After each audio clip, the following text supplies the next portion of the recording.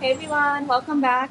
Thanks for tuning in to Crooked's first episode of this year, where we interview local artists in New Jersey and especially in Asbury Park. Today we're here with EvenGene. They're a band based in New Jersey, and they've been performing for 2 years and have known each other for about 9 years. Can you guys introduce yourself? Hey guys, I'm Jesse from EvenGene. Hey guys, I'm Dan. I play the bass. What's up? I'm George. I play the drums. I'm Nick. I play the guitar and I sing. Perfect. And were you guys friends before you started the band? I'm kind of new to the long picture that they've painted together. So Nick is my brother, and I knew George in high school. So I've been friends with George for like a decade, and we met Jesse off of Facebook like nine-ish years ago. He was looking for bandmates, and one of our buddies responded to him, and hey, here we are. How did you come up with the band name? Oh, that's a good one.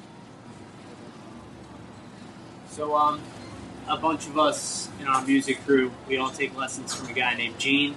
Awesome guy. Yeah, awesome guy, awesome teacher. Shout out to Gene DiGeronimo. And, Gene's definitely a tough critic. So, whenever we would want to say that a drummer or a band was really good, we'd say, oh, even Gene likes this guy. Even Gene said that this song is good. And, we were saying that a lot, kind of joking around a few years ago, that should be our band name. And when George joined the band, the first practice we got together, he said, oh, you should check out this drummer. Even Gene likes him. And we kind of looked at him like, what did you just say, man? And we were like, that has to be our band name. And then also, we kind of spent, 8 years trying to find a band name, and we couldn't settle on anything cool. So we were like, it's the coolest thing, so it works, It It works. has a little bit of a meaning to it, so yeah, that's how we came up with it. That's tight. I think it's silly, but it's also cool that you guys, your name has an origin story, but also it's kind of like an inside joke with you guys. Yeah. Oh, 100% is an inside joke. I like it too. I feel like it rolls off the tongue nice. Just EvenGene. And Gene's there tonight. EvenGene's gonna be there. What would you say the dynamics like when you guys practice versus when you play? I think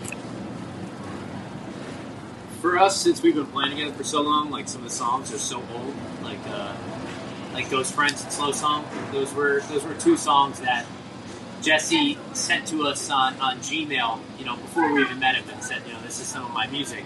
So I think when we practice now, because we just put out our EP, about a year ago, we started putting out music. It's definitely a little bit of a drag playing some of the older songs, but I feel like when we play them live, we kind of get, that live energy to them. So, when we're playing the old tracks, it's definitely kind of going through the motions. When we play live, we get that energy. It's kind of, it's kind of go right through them in the practice. But live, it's you really feel the music and the reaction of the crowd, especially when they like the song. It's pretty awesome. But, for our newer stuff that we're working on now, we definitely have that live energy in the basement when we're practicing, just because it's new, it's fresh. Exciting. We're excited about it, Does that make sense? Yeah, Absolutely. I would say so. What I'll say is we try to start every practice with a jam. And so in doing that, it gets the creative juices flowing. But also in doing that, we sort of learn each other's shorthand. So we're at the point now where I can take a look at Jesse, and Jesse can take a look at me, and I'll know exactly what he's thinking. Or I'll take a look at Nick, and Nick will have no idea what I'm thinking. And then just guess, and then we'll figure it out. We're pretty locked in. Yeah, we're pretty locked in. So over time and over practicing, you sort of learn how to improvise on the fly, and jamming does that. And so, like Nick was saying, a lot of the new stuff is coming out of jams like that, so that's an added benefit. But also just learning to sort of communicate without communicating on stage and stuff. You're able to navigate through stuff that might show up. Yeah. I stare deeply into George's eyes, and I know what he's thinking. Which is interesting because he's facing the stage, and I'm also facing the stage. I think too, I'll just add, the practice and live dynamic, practicing these songs that are 7, 8, 9 years old that we've been playing for so long, all these people that come to see us, this is brand new to them, we just put this out. So I think it's different, playing live than in the basement, because you get, the energy of people that are, coming to see you, Yeah. Get a little more amped up. It's a relationship. Yeah, exactly. Charlie at the Fox recording studios a few months ago. What was that like? That was really interesting because that I'm pretty new to the studio that I work at. He works at Fox. I work at Fox. It's an awesome spot in Rutherford, New Jersey. Shout out Dave. Shout out Dave to the owner. Dave Blake. is very talented, very unique guy. Thank you. Mike G. And he's had some cool people. He's had Jay-Z there, some Steely Dan cats there, and it's pretty cool. It's got this feeling and stuff. So setting up there just felt really, I don't know. There was a special feeling about that place specifically, and we're also recording the album partially in there, so it was cool. Nice. What else? I think it was cool too that Jesse works there. So it was like a lot of like Jesse was able to set us up, and there wasn't like anybody like on our ass the whole time, about like studio time and like setting up everything. So like we were with him, he pretty much led us through the whole thing. So we were like on our own really. Charged me $100 an hour. Yeah. We weren't supposed to say it. And Dave is really supportive of us. He's like an old school head, kind of like Gene, and kind of poke his head out if you play a wrong note or if you sing something weird. I'm like, man, what the hell was that? Yeah. Which is good for us. We like that kind of just loose and like somebody's not going to lie to us and be like, you sound great. Like he'll tell us like if something doesn't sound right, which is awesome. So really cool place. A lot of history in that place. Old carpets and everything. Very much a lot of history in those carpets. Yeah. That's so tight. I think it's really cool that you guys were able to find a place where you could kind of just chill and do your own thing, rather than, like you said, have someone who's like on your butt and everything. When did you start working at Fox Recording Studios? Sorry, I'm eating pizza. It's okay. I don't know. I don't even know. Probably 2 years ago. Probably Around 2 years ago. I called him countless times, and we would go back and forth. And he'd say, all right, come by so we could finally meet. And then he would call me saying, I can't do it. And this went on for a couple months, and I was like, I'm done. And my dad and sister were like, just keep going. Like, just keep trying. So once I got in there, we just clicked immediately. He said, how could such a young guy be so interested in this and have, like, recording knowledge? And I don't know, we just clicked. So it's really cool. Right. Good for you. 35 is a song that I really like because it kind of starts off fast and then goes slow and then it's fast and then it's slow. How did you guys come up with that tempo? That one, I came up with that a while ago in my bedroom. And I had like an old demo. I had like a little drum kit in the corner with one microphone. And I honestly just had like a 1 minute demo of just that transition. And I thought it was cool, and maybe like 3 or 4 lines that would be the verse. So it was just random. I don't know. I like time changes in music. I just like dynamic, and it's just flowed very well. People kind of fall into it when it slows down, and when you go back up, it amps them up again. So Yeah, exactly. it worked pretty well, and I showed it to them, and they liked it, and now we got 35. I noticed the crowd got really excited when I saw you guys playing it before. Definitely one of our more popular ones. Yeah. Is there a band or artist you guys are inspired by besides EvenGene? Besides Gene? Gene inspired me. There's a lot. It's different for each of us. Like I know, and I don't want to speak out of school, but I know a bunch of us fans of the Strokes, and I'm thinking Dan in particular. Growing up with them, that was a big one for them. Same era, 90s, 2000s alternative, probably, Chili Peppers, I would say. We could say Foo Fighters, we could say Nirvana, all that stuff. And you go even further back to Led Zeppelin, Beatles, obviously. Off the top of my head, Steely Dan we talk about a bunch because they're like the peak of like musicians, and so a lot of what at least for me on the drums, I listen to a lot of them when I play and try to figure out what they would do for the song and whatnot. So it really runs the gamut, but I don't want to speak 100% of it. No. Yeah, that covers it. I covered it. There's other ones too, but Stevie Wonder. Stevie Wonder for sure. Pink Floyd. I think we listen to so many different like genres of music too that I think we all just take like a little bit from what we hear and like bring it down in the basement. If we have a cool idea, like something we could add on to a song. Yeah. I'm sure a good amount of us in the band like a lot of rap and hip hop and Like 90s modern stuff. Like there would be a day in the group chat where like one of us will throw in like a Miles Davis tune, and then someone else will throw like Dillinger Escape Plan. Yeah. Pretty much. Yeah. But it's good to have that variety and when it comes to taste in music, because then, like you said, you guys take all that and do your own thing in the basement. Sure. It does definitely make it makes its place known, for sure. You are an audio engineer. Is that right? Correct. Yes. Does that mean you also work on EvenGene songs as well? Yes. Right now, I am engineering this whole album. The last EP was like a mixture of engineers mixing, recording, and mastering. And I don't know, it just feels nicer to just, I wouldn't say be in control, but just have the ability to bring it where we want to and not having to outsource. For this album at least. Maybe we'll experiment with, if we find new people. But yeah, I've been recording and engineering the whole thing so far. We get unlimited takes. Yep. I think that's tight though. Unlimited take that I will say, it sounds great so far. Yeah. It really does. This is awesome. Thank you. It's good. It's cool that you guys, like, the person working on your music is your friend and also in the band. I don't know. I feel like, not that it necessarily, like, gives you more freedom, but it, like, helps you, like, work with mercy, them. Exactly. I noticed you guys perform in Asbury a lot.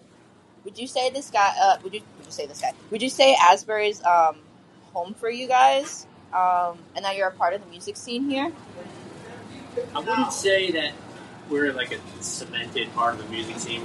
We've played a couple gigs in Asbury. I mean, we've been notoriously slow, like we told you, of like getting our set list and recording and getting our music out. So we played a couple gigs in Asbury. I think 3 now. A couple over at Low Dive, one over at the Asbury Park Brewery. So we definitely need to play here more.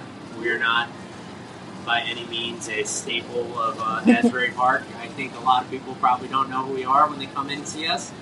But that definitely gives us the opportunity to, make some new fans and have some new people hear our music. And the Asbury music scene has always been awesome. I mean, I was in a band 10 years ago when I was in college. I was in a couple different groups, and this was always the spot to find a gig and always a spot where you play and people would come in and out and see your music and hear your music. And yeah, Asbury's awesome. I think it's always been that way.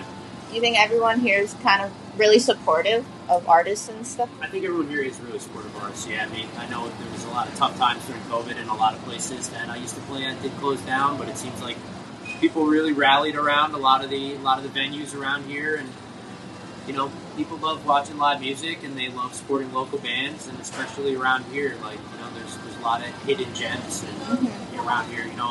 Bands, you might walk into the Wonder Bar and see a band and you're like, this is the greatest band I've ever heard in my life. Like, how do I not know who these people are?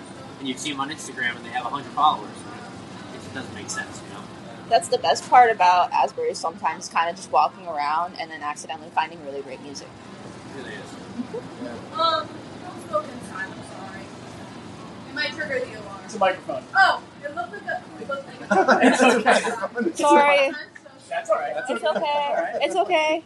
Sorry. No, you're fine. It's a secret vape microphone. You can do both. I feel like such a mom because my mom's done that before. She's like, put this down. I'm like, it's a portable charger. So I'm sorry. No, you're fine. See, when something like that happens, you have to improvise. And that's part of jamming is improvising. Yeah. What's the name of this place? I'm going to ask him something. Shout him out. It's the pizzeria next to Low Dive. Jersey Shore Fry Shout Company. out to Pizzeria next to Low Dive for hosting. Is there a venue you guys really like playing at? Low Dive. Low Dive. We haven't really, we've only played at a handful of places so far, but Low Dive I think has been the best. We've had the biggest crowds and definitely the best energy from the crowd out there. And shout out to Pete, Pete, man. Mantis. He books the acts for Low Really? Dive, and, he's a great guy. And Thank you to Pete for getting us in there and letting us play. Yeah. Anything else? Where else have we played? Crossroads was fun. Yeah, Crossroads is cool, bro. Crossroads in Garland was fun. We played at a place in Hunterdon County. Artie's. Artie's in Oh, Hunterdon Artie's. County was That was- awesome. that That was place our is first show. a gigantic music room. We opened up opened- with Johnny Craig. Yes. Yeah. Johnny Craig shook my hand. Yeah. Pretty cool. We weren't, at the time, we weren't EvenGene. We didn't have a name, I think. So I think it was Secret Circus. Yeah, we were before Secret Circus at that time. I think ChatGPT made that name. So really quickly, I would just like to say, when we had that show, and we opened up for Johnny Craig, they had security at the door to get into that room, from the bar to the room with the music. And the guy asked me, "Who are you?" And I'm like, "Oh, I'm in the band." He goes, "Which band?" And I said, "Secret Circus." And he laughed at me. He really laughed. And he let me in. But EvenGene's way cool. I'm glad we found an awesome name that I genuinely love. I think it's so cool. I think EvenGene's a lot better than It rolls off the tongue. Humble beginnings. It's okay. Yeah. Pablo and Sean. Not to be outdone, we did have a cover gig last year in Milltown, New Jersey. That Yes, was a we great did. show. Make-A-Wish Foundation. Yeah.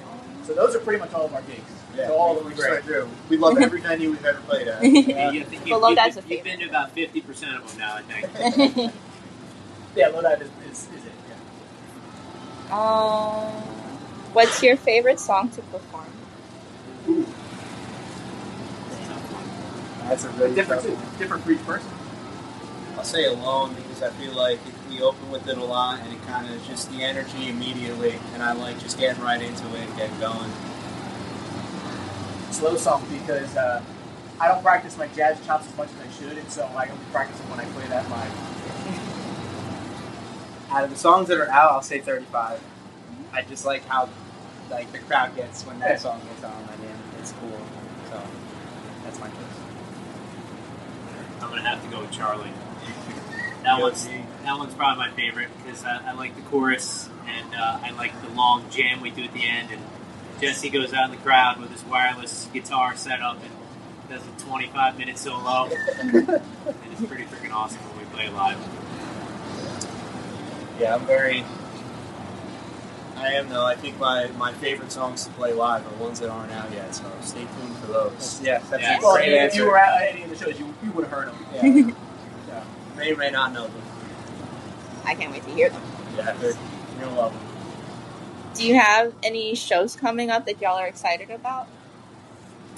No, we're pretty much just in the studio right now. We got 6 tracks that we're working on. We're doing cutting some guitars on those, and then we're going to do the vocals, and then I think we're going to do about 4, 5 more, and probably get like a 10 or 11 track album. So we've really just been in our home base of George's basement. He's got a Shout out Gary. Yeah, shout out his dad Gary.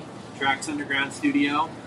That's kind of where we all meet, and we do all of our recording down there. You know, we do all our guitars and vocals down there. We do the drums and the bass and some rhythm tracks over at Box Recording. So I think right now our plan is to just finish, you know, these 10, 11 songs, and then really get out there and really promote, you know, all of the music that we have out. You know, all 16 or 17 tracks.